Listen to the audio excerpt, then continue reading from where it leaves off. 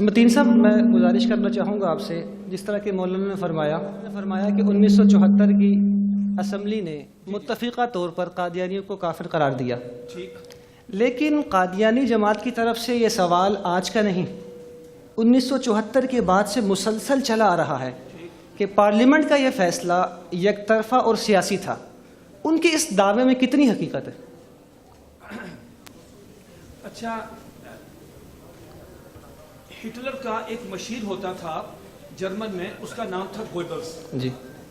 उसका एक फलसफा था, उस कादियानी जमात का पूरा फलसफा उसकी बुनियाद पे खड़ा है। कादियानी जमात का फलसफा यह है कि इतना झूठ बोलो, इतना झूठ बोलो, इतना झूठ बोलो, इतना झूठ बोलो, इतना झूठ बोलो कि उस पर सच का गुमान होने लगे। मैं किसी दौर में कॉलेज में पढ़ता था तो हमारे साथ एक बड़ा गप्पी बच्चा था, तो वो मुझे कहने लगा कि मतीन साहब मिर्चें ले लें, मिर्चें, तो इसको आप पीसते जाएं, पीसते जाएं, पीसते जाएं, पीसते जाएं। मैं कहा फिर? कहता फिर पीसते जाएं। मैं कहा फिर? कहता पीसते जाएं, पीसते जाएं, पीसते जाएं। मैं कहा फिर? कहता चीनी बन जाएगी। तजर्बा किया था ये वाला? तजर्बा मैंने क्या करना था, वो कादियानी जमात की बुनियाद झूठ पे है। वो कहते हैं कि कादियानी कहते हैं कि जो हमें कौमी असम्बली में आपने गैर मुस्लिम अक़लियत करार दिया, ये फैसला यकतरफा और सियासी था। आप इनसे सिर्फ ये पूछ लें कि यकतरफा फैसला आप वहां आए नहीं। मिर्जा नासिर जो है, देखें, किसी भी जमहूरी मुल्क में, पूरी दुनिया में जमहूरियत है, इंग्लैंड है, अमेरिका है, जापान है, ऑस्ट्रेलिया है, नॉर्वे है, इटली है, कोई सारे, उसमें क्या होता है? उसमें यह है कि मतलब ये पूरी असम्बली बैठी है, हमने एक फैसला करवाना है कि ये मोबाइल है या ये लैपटॉप है। तो उसका ये होगा कि जो साहबान कहते हैं कि साहब ये मोबाइल है, वो हाथ खड़े करें या एक साइड पे आ जाएं। दूसरे साहबान से कहेंगे कि जो कहते हैं कि ये लैपटॉप है वो एक साइड पे आ जाएं। जी। कौमी असम्बली में बिल पेश हुआ कि कादियानी जो हैं ये अपने अकायद की रूह से, जैसा किबला शाह साहब ने फरमाया कि वो गैर मुस्लिम है, ये एक बिल पेश हुआ, पूरी कौमी असम्बली का इजलास आ गया। उसमें मिर्जा नासिर से कहा गया, उनको बुलाया गया कि साहब देखें, ये बिल जो है अक्सरियत की बुनियाद पे पास हो जाएगा जैसे कि जमहूरी मुल्कों में होता है। लेकिन भुट्टो साहब ने एक स्टेप आगे बढ़े, उन्होंने कहा यार सुन लें, उसका मौक़िफ़ सुन लें, वो कहता क्या है उसका। हालांकि बिल पे अक्सरियती बिल जो पेश होगा फैसला हो जाना था। मिर्जा नासिर कादियानी जमात का गालिबन तीसरा खलीफा, वो अपनी पूरी टीम के साथ, जिसमें दोस्त मोहम्मद शाहद फलां फलां बड़े बड़े किताबें ढेर लेके असम्बली में आए। हुआ क्या, धोखा किस तरह दिया? उसकी शलवार सुन्नत के मुताबिक टखनों से ऊपर, हाथ में तस्बीह, अमामा, कुरान मजीद हाथ में, दरूद शरीफ पढ़ता हुआ वो असम्बली में दाखिल हुआ। भुट्टो साहब ने मौलाना मुफ्ती महमूद रहमतुल्लाह को बुलाया और उनसे कहा कि यार ये बंदा काफिर है, ये बंदा काफिर है, अगर ये काफिर है तो यार फिर मुसलमान कौन है? मुफ्ती साहब ने कहा बस सब सब्र करें, 2-4 दिन देखें, इसकी खबासत सारी बाहर आएगी, ये धोखा दे रहा है, ये धोखा दे रहा है। उसके बाद क्या हुआ, मुल्क के उसको उन्होंने आए, मुल्क के अटॉर्नी जनरल पाकिस्तान यहिया बख्तियार साहब ने उन पे सवाल जवाब किए।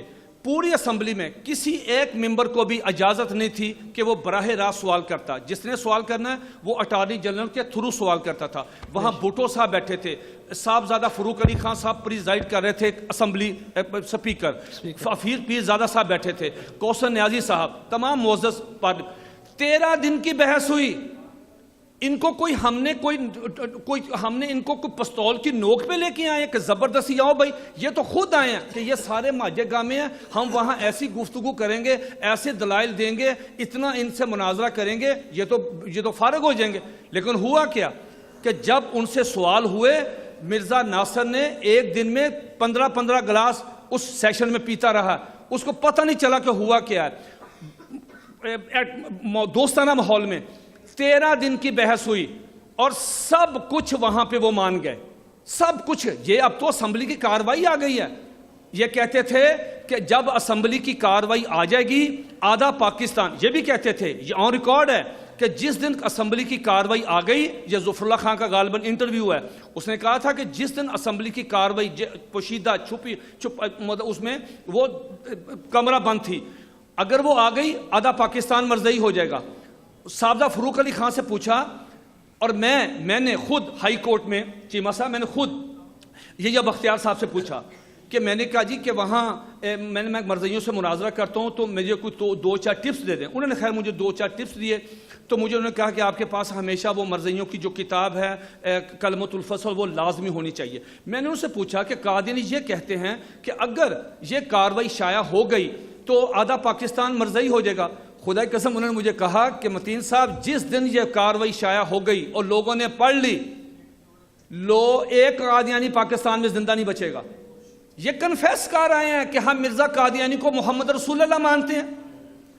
ये कन्फेस किया इन्होंने, कन्फेस किया, इतराफ किया ये बख्तियार भुट्टो साहब की मौजूदगी में कि नबी अलैहिस्सलाम के 3000 मौइज़े हैं और मिर्जा कादियानी के 10 लाख हैं। ये तो इन्होंने कन्फेस किया है। ये खुद आए, जब इन्होंने पता चला 13 दिन की बहस, उसके बाद लाहौरी जमात उस पर बहस हुई, तो जनाब यकतरफा फैसला तब था। अगर हम उनको बुलाते ना, उनकी बात ना सुनते, उनके दलाइल ना सुनते, उन पे जिरा ना होती, मुनाजराना रंग ना होता, ये गलत। नंबर 2, सियासी किस तरह, इससे भुट्टो को क्या फ़ायदा। भुट्टो साहब के खिलाफ तहरीक चली 1977 वाली, इस तरह की तहरीक भी पाकिस्तान में चली नहीं। ये सारा क्रेडिट उलमा कराम को गया। बात यह है, सियासी तो तब होता अगर उनकी किताबों में कुफी अकायद ना होते।